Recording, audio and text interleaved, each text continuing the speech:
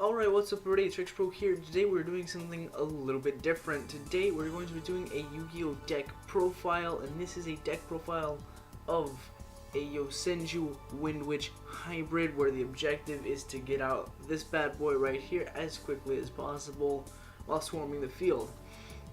Of course, this is a lot less efficient now that links are out, but it doesn't necessarily make the deck unplayable by any means, because the deck, since it revolves around getting out this monster and swarming with your Yosenjus, you can still do it. And since you have the extra monster zone as well, you can get a full board of Yosenjus and Crystal Wing, which will be fully protected. So I definitely think that it's still there, and this is still an awesome deck. And here's my profile. I'm not sure if anyone's ever done this before, never seen a deck profile of it.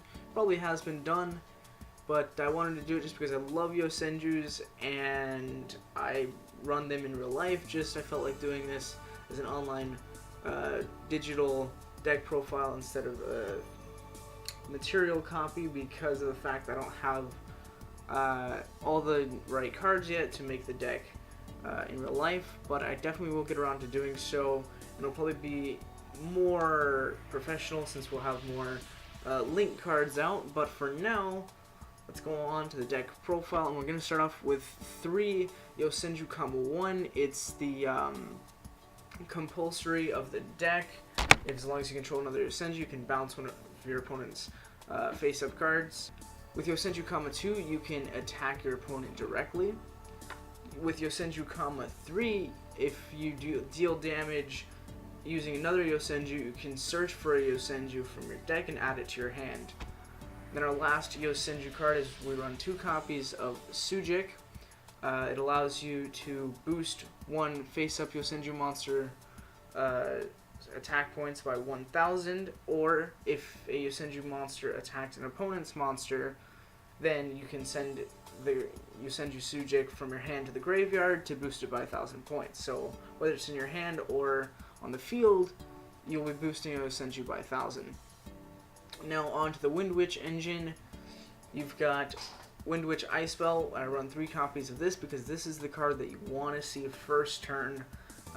Not that it's a problem if you don't, but you want to see it as quickly as possible because of the fact that it's what combos off into leading into Crystal Wing.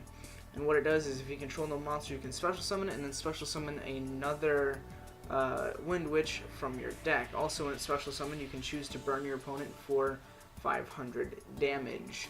And the one you're going to be special summoning off of its effect is Glass Spell, because when it's normal or special summon, you can add a WINDWITCH from your deck to your hand. Also, the other thing is, with the condition of these two, if you activate either of their effects, you can only summon wind monsters for the rest of the turn.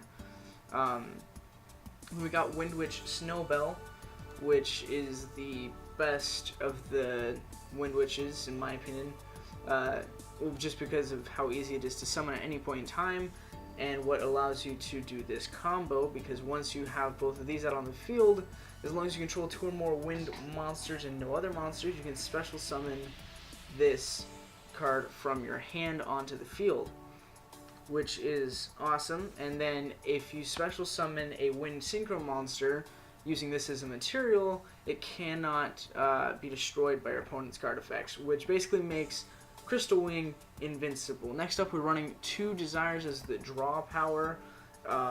There's a couple different options I had, but I felt like this is the best because banishing 10 cards really isn't that big of a deal for as long as you start off with the right things. And you're most likely going to be banishing your other Desires, so you don't have to worry about drawing into that. We run 3 Tenkeys to search out any of your Yosenjus, 3 Tensus because if you happen to need to normal summon one of your WINDWITCHes to go off, then you can normal summon your Yosenjus to swarm the field. Don't know why that's back there. We're running 1 copy of Divine Wind of Mist Valley because if you don't start off with any of your WINDWITCHes, hopefully you'll at least start off with this, because whenever a wind type monster returns to your hand except during the damage step, you can add, or special summon rather, a level 4 lower wind monster from your deck. Which is crazy good, because then you can get your WINDWITCHes out on the field, It's not that important to the deck. In fact, if you have other ideas for it, I wouldn't even bother running this or the 3 copies of Terraforming. I'd figure something else out, either more traps, or if you're wanting link format, you could run a couple scapegoats and maybe some hand traps like Max C and Ghost Ogre. So like I said, we have the 3 Terraforming, 1 Raigeki just because Raigeki, 2-dimensional prisons because dimensional prison banishes monster, and my preference for Mirror Force is Drowning Mirror Force because it's hard to come, in my opinion, it's hard to come back from shuffled monsters, especially since most search effects are once per turn, so they'll be using more resources to get them back out instead of stalling by using Quaking Mirror Force. If you would like, I actually would recommend sighting in at least 1 other type of Mirror Force just in case. I'm running 2 Heavy Dust Storm, or in the TCG I think it's going to be called Heavy Storm Duster.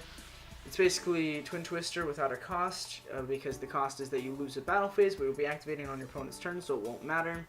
Running 1 copy of Grand Horn of Heaven, not great, stupid OCG names. Basically bottomless that doesn't banish, but it skips their main phase, which is really good. Macrocosmos, just because this deck, you'll be activating this after you use your WINDWITCH engine, and once you use your WINDWITCH engine, none of your cards will be going to the grave anymore, other than your traps. So it's perfectly fine for you to run Macrocosmos since you have no graveyard recovery anyways, except for like 1 card in your extra deck, but that's why I run it. Torrential Tribute, just because another Raigeki. And now, on to the extra deck. Most of this is I recommended, some of it is just my personal preference.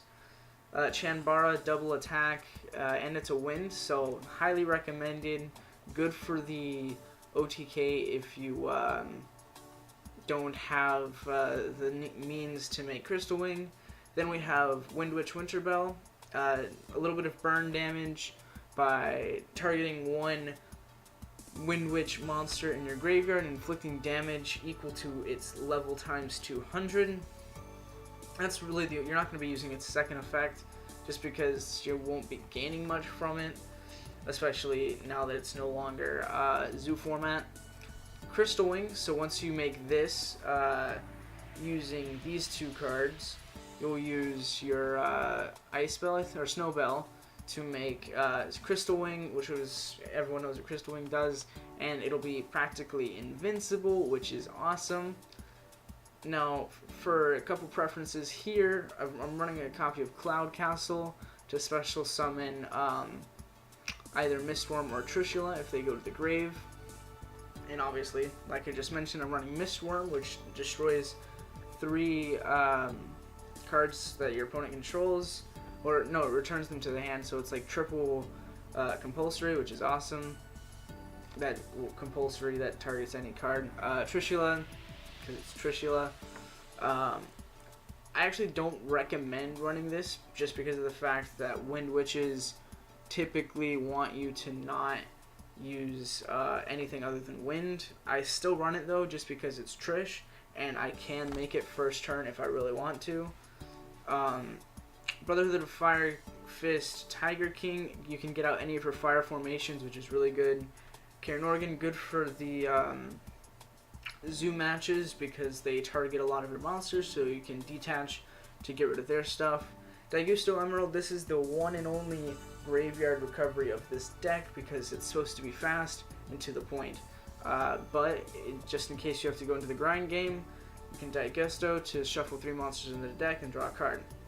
Dark Rebellion, because Dark Rebellion, this is another preference card. If you have other ideas for this, or Karen Organ as well, I would recommend switching them out. Double Gaga because, or Double Cowboy. People get on to me for saying Gaga, but whatever. I don't recommend running 2 anymore now that we're in Link format, but I still do just in case. You never know when you might need a Cowboy for a game. Heartland Draco, another preference. as long as you control a face-up spell, you can't not this card cannot be targeted for attack. So if this is your only card on the field, which it most likely will be, your opponent can't attack, which is awesome. And then you can detach one material to attack directly. So 2,000 attack, it's pretty good late game. Silent Honor Arc to steal your opponent's monster and protect it, which is awesome. And then Utopic Future, just because I love the card, and it's a little bit of battle protection if you're going up against something like Chaos Max. You can stall out till game or something better. So yeah, that's about it. I'm not going into my side deck. You can see it from here if you really want to look at it, but I'm not explaining each card individually because that is a personal preference for me. But anyways, I hope you guys enjoyed. If you want more content like this, please make sure to voice your opinion in the comment section below, whether you want me to do material deck profiles, more of this, if you want to see some duels. I'm down for anything really, so yeah, make sure you leave a comment. Anyways, hope you guys enjoyed, and if you did, please like, comment, and subscribe if you haven't already. Thanks for watching, hope to see you next time, and as always, have a roaring good day.